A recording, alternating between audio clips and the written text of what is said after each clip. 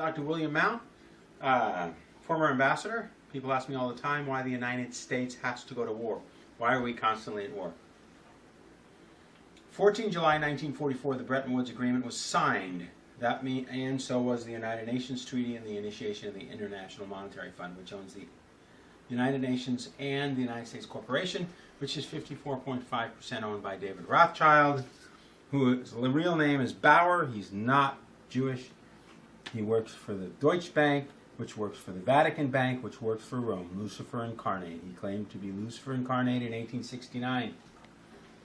The United States is required under the U.S. Office of Population Control, and only Homeland Security and the State Department work for the White House. The rest of it works for the IMF, the DOD, Securities and Exchange Commission. Every other agency or department works directly for the International Monetary Fund, which is currently run by the Red Dragon family. So all of these wars you see around the world being perpetrated by the United States are now being run by the Red Dragon family.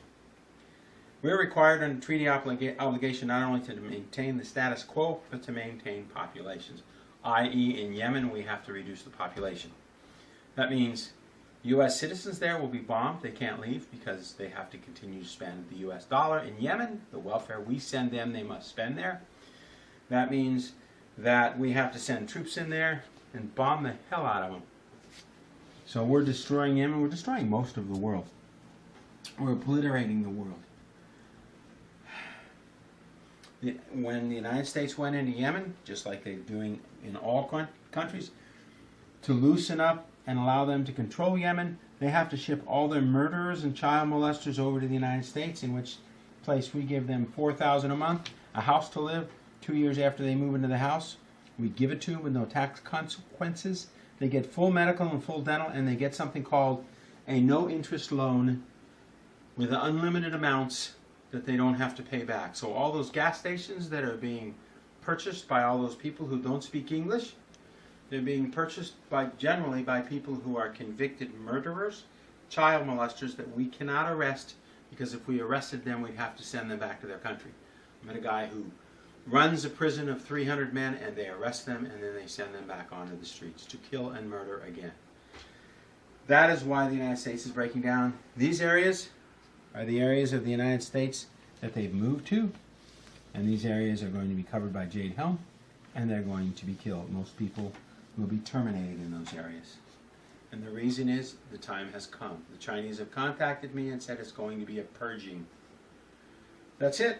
We're required to take the scum of the scum and the dirt of the dirt and pay them $4,000 a month out of the Social Security budget, and we're required to put them up in a home and pay their full dental and medical and keep them in the United States, because the day has come when they will be terminated.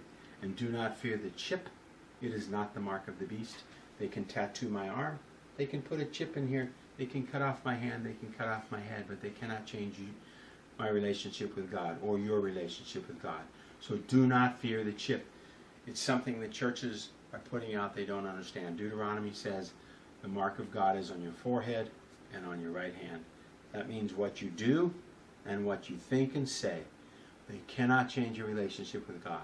So do not fear Jade Helm as they take over all the Walmarts and use them as military posts and bring supplies in through underground tunnels and use the computer logistics system to order things such as nuclear weapons, microwave cannon, etc., etc. So they kill me, I know where I'm going, and I know where the leaders of the United States and London are going, and they're not going to the same place. Anyway, thank you, folks. You now have had and one last thing. NATO is a treaty obligation so the United States can sell Europe weapons. That's all NATO is. It is not a defense treaty. It is simple. I saw the initial papers written by Terry Swan back in the 50s. It is simply a treaty organization where we can sell weapons, and it prevents Russia and China from selling weapons to Europe. Thank you, folks. You have a wonderful night. I hope I opened your eyes and realize, don't fear what's coming. God's got it handled. Take care and good night.